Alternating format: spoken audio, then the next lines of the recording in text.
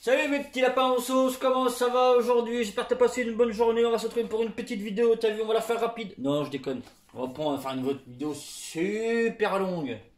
Non, on va éviter. Bon, j'espère que tu vas bien. T'as passé une bonne journée. On se retrouve pour le moteur Giraudot. Peut-être pas suite F1, mais presque. Où on va faire de la prise de diag. On va contrôler le squish que j'ai déjà pris au préalablement déjà. Préalable, pas bon, juste préalable. Hein, au préalable, j'ai pris mon squish. On va prendre les diags, on va faire la volumétrique. Et on verra ce que ça donne. Hein. Je te cache pas que c'est un peu surprise, mais j'ai pas l'impression qu'il y a des diacs de fou. Bon, je pensais que ça allait être un peu plus haut que ça, à la base. Mais peut-être que c'est pas si bien que ça. Hein. Donc après, c'est du vieux cylindre. Hein. Bon, écoute, on verra ce que ça va donner. Donc j'ai tout préparé. Hein. T'as vu, je commence à être professionnel, tout ça. Non, non, je déconne. Prise de diag. Hein. On va faire ça. Et puis on va parler aussi de la poulie embrayage sur lesquelles on avait déjà travaillé. Je vais t'en parler. Qu'on va parler de quoi d'autre?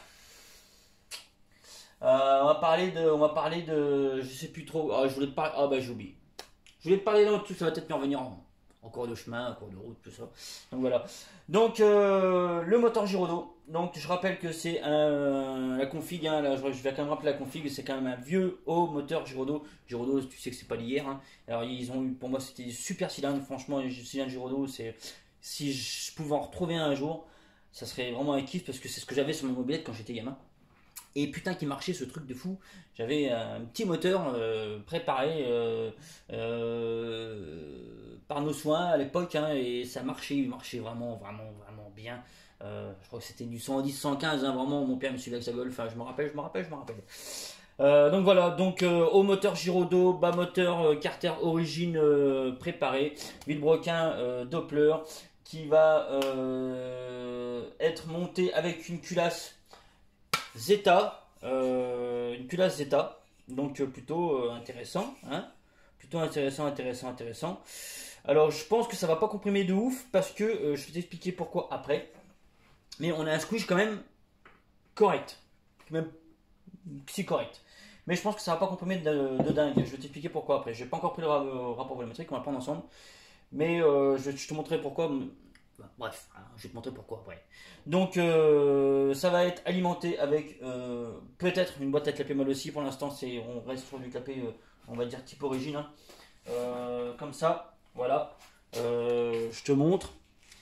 Avec une pipe Polini, avec un carbu de 21 si je ne dis pas de conneries. Bon, alors on va être parti, on va partir, allez, on va prendre nos diag ensemble. Je vais te mettre un petit peu de lumière parce que sinon je ne vais pas y voir. Pas plus que dans tout ça. Hein. Alors faut que je me rappelle comment ça marche. Hein. C'est le téléphone du boulot. Hop. Bon, allez, on se lance. On se lance, frère. Bon, sinon, t'as passé une bonne journée, c'était cool et tout. Ouais, ouais. Ouais, ouais. Ah merde. Ah, attends, on va faire autrement. Hop.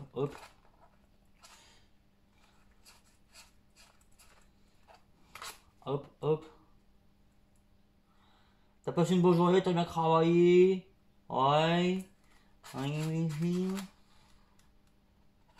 Hop, on va mettre tout ça à zéro. Hop. T'as vu mon petit système? Si c'est pas de la balle.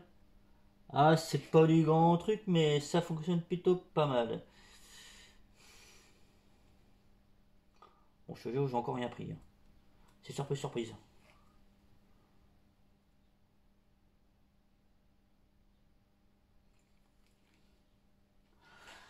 160 pétantes. 160, tout pile. Bon, allez, d'accord, toi déjà là, c'est la déception. Je pensais on aura au moins 165, peut-être 170, mais toi je pensais au moins 165. Bon, 160. 160, ouais, c'est clair, c'est pas ouf. Hein. Bon, on va prendre le reste au niveau la mission.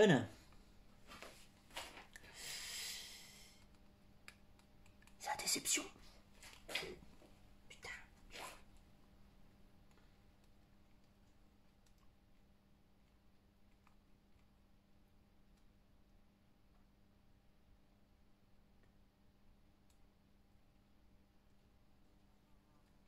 Alors,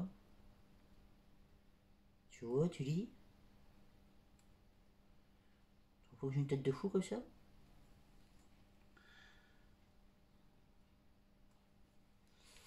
Allez, allez.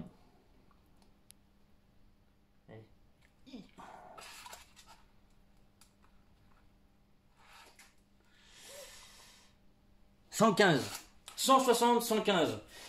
Effectivement, c'est pas un truc de malade. Alors, eh ben, je pense de toute façon ne pas toucher au diag, hein. Surtout pas à l'admission. Je vais pas lui remettre de diag parce que c'est déjà un petit cylindre. Là, c'est un petit cylindre qui fonctionne, mais c'est un petit cylindre qui est déjà pas hyper couplé à la base. Malgré qu'il pourrait avoir des diag quand même qui pourrait faire en sorte que ça soit un petit peu coupleux, mais pas du tout, du tout. Et vu qu'on a, tu sais, une petite embase avec après 3 transferts, si je lui remets du diag au niveau des transferts, et ben là, on va carrément perdre de la charge, hein, car vraiment, vraiment, ok, on va peut-être aller chercher après peut-être plus de régime, mais on va carrément perdre de la charge et ben le gars va sortir les pédales pour aller enquiller tout ça. Donc c'est pas le but du tout, du tout, du tout. Donc, à moins que je la mette un petit peu de diag juste. Non, non, non, même pas. Non, tu touches pas, tu touches pas, j'y touche pas, j'y touche pas. Non, non, je vais le laisser comme ça. Ou alors, il faudrait vraiment reprendre plus vraiment l'architecture des transferts. C'est pas impossible, hein. C'est pas infaisable surtout. Je vais voir avec le monsieur, hein, comment on va faire. Mais là, il y a vachement plus d'après de boulot. Mais je pense que déjà il sera content. Mais on va peut-être déjà l'essayer comme ça. On va prendre le rapport volumétrique. Donc on a un squish de 0. Alors j'ai fait une moyenne parce que c'est un peu de guingois. Je t'avoue que c'est un peu de guingois. Alors c'est une vieille culasse, hein, qui a été reprise, je pense. Qui est pas superbe, magnifiquement belle, mais qui a été reprise déjà. Donc on a un squish, on va dire, de 0,80. Faire une moyenne des deux, hop hop. 0,80 et par contre un rapport volumétrique je ne sais pas encore, mais je vais te montrer pourquoi je pense et je suis quasiment sûr qu'on va pas comprimer du tout. Après je peux me tromper, mais quoi que ça dépend. Alors, en fait c'est une culasse qui a été baguée, tu vois. En fait le filetage de la bougie a été baisé, hein, clairement faut le dire. Il a été baisé et ça se fait, hein. Donc tu sais, tu reviens retarauder là où tu as ta bougie et tu viens mettre une bague au diamètre intérieur au filetage de ta bougie. Voilà. Et là du coup ce qui se passe, regarde, je te montre. Tu vois, je sais pas si tu verras bien. Non, tu vois peut-être pas bien, c'est pas facile à voir. Il suffit juste de s'approcher un petit peu. Tu vois, donc tu as une grosse partie, hein, là autour où du coup et ben t'as une perte, hein, et clairement t'as du volume, hein, t'as beaucoup de volume. Alors, on va prendre le rapport volumétrique et puis on verra, hein. Donc on a un squish de 0,80, on a des jacks de 160, 115, c'est pas ouf, mais bon, c'est quand même un truc qui va quand même prendre du régime, hein. Je pense que c'est quand même un truc qui va prendre du régime. Je vais voir avec lui, je pense que c'est vraiment un moteur que je vais vouloir suivre, essayer, entre guillemets, avec lui, hein, voilà, pour voir si on peut le faire évoluer après encore plus. Bon, je sais qu'il a peut-être un peu frileux. Coucou, je sais que tu me regardes. Je sais qu'il est un peu frileux pour pas non plus aller trop loin. Et voilà. Donc, bref, on va voir, hein. On va voir tout ça. Donc, on continue. T'as vu, t'as rien capté. Le moteur il a remonté. J'ai monté la culasse. Ouais, je t'évite du temps pour pas grand chose. Donc on va prendre le rapport volumétrique du moteur Giraudot. On va prendre le rapport volumétrique, hein. T'es d'accord? Est-ce que t'es d'accord? T'es d'accord? Ok, on va faire ça, oui.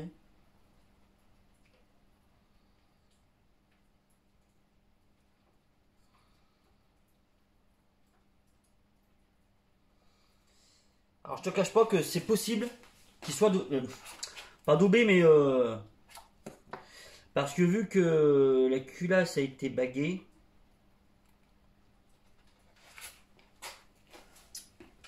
Donc,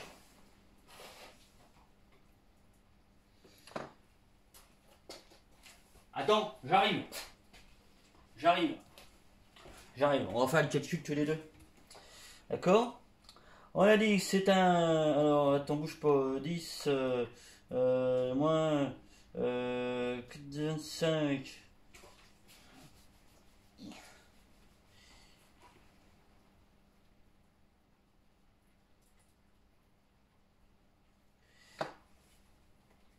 5,75 égale 5,75.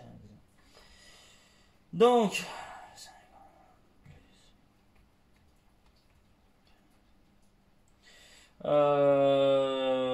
divisé par 5,75. Attends, je m'ai trompé. Je m'ai trompé avec mes doigts tout plein d'huile. J'ai oublié les virgules. Il y a 1, divisé par 5,75. Eh oui, eh oui, eh oui.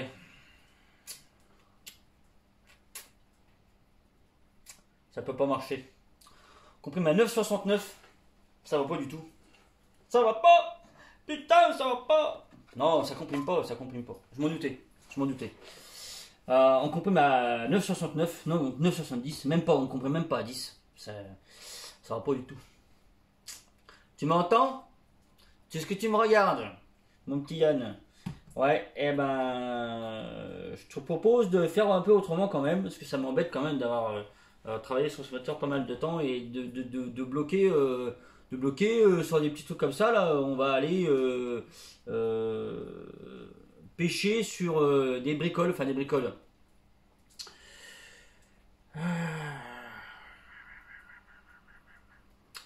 On va aller le tuer sur des bricoles, voilà, c'est vraiment dommage. Donc voilà, ben voilà, t'as vu, voilà, moteur, culasse Zeta, reprise, baguet, ça donne ça. Voilà, ça donne pas des jolies choses. C'est la déception. Ah ben il est beau, mais pour moi ça peut pas marcher.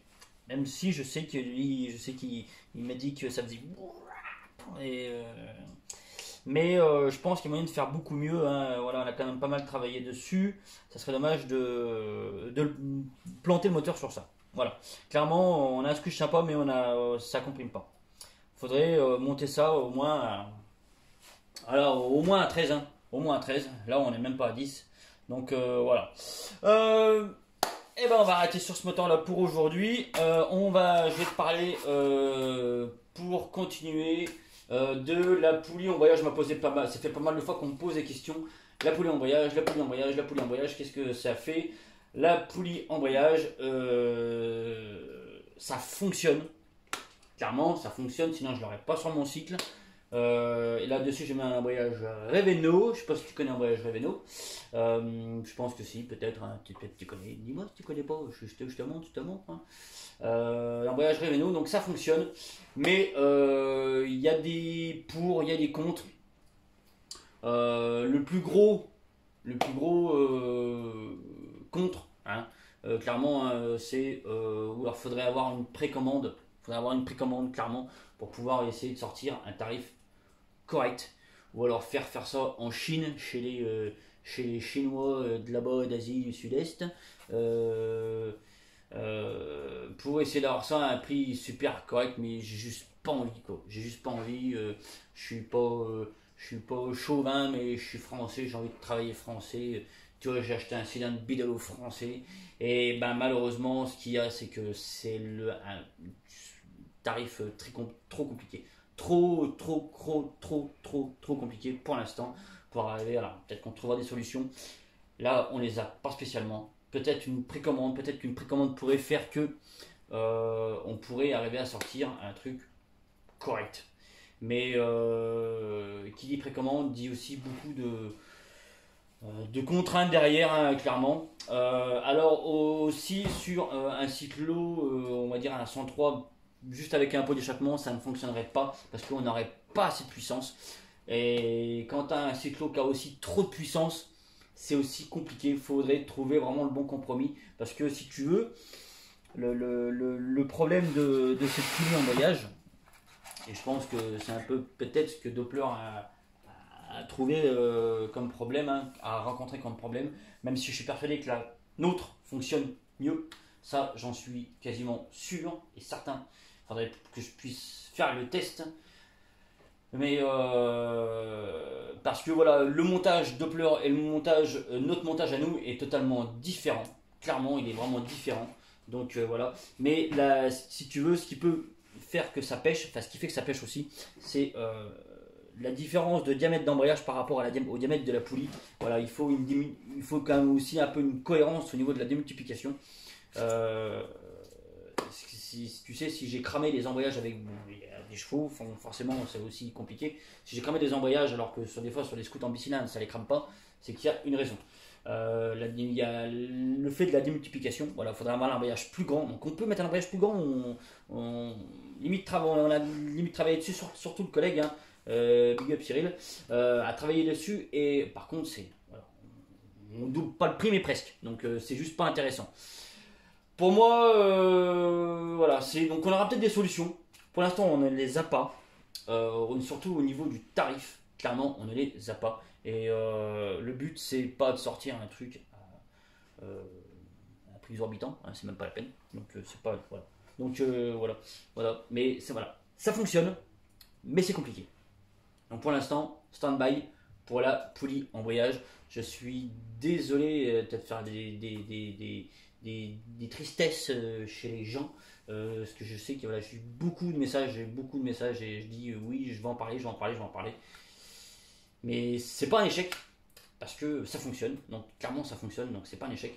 Et le kit poulie est pour moi vraiment, ce kit poulie il est vraiment bien. Donc on lâche pas, mais pour l'instant on n'a pas de quoi proposer plus. Voilà. Je vais arrêter sur le sujet de la poulie en voyage. Il y a d'autres sujets sur lesquels on va revenir, pas tout de suite. D'autres projets qui mûrissent dans ma tête à moi, dans la tête du collègue. Voilà. C'est tout. Hein, donc le prochain moteur, donc celui-là, je t'en dirai un peu plus peut-être demain, peut-être après-demain, je sais pas du tout. Le prochain moteur qu'on va faire, c'est l'autre moteur pour 103 SP avec le Ersal T8 que j'ai fait. Alors ça va être un peu moins, le monsieur ne veut pas qu'on ouvre l'écarter en deux, donc ça va être aussi compliqué, ça va être un peu, j'aime pas faire ce genre de truc, mais bon voilà, il veut pas, donc je respecte la volonté de la personne.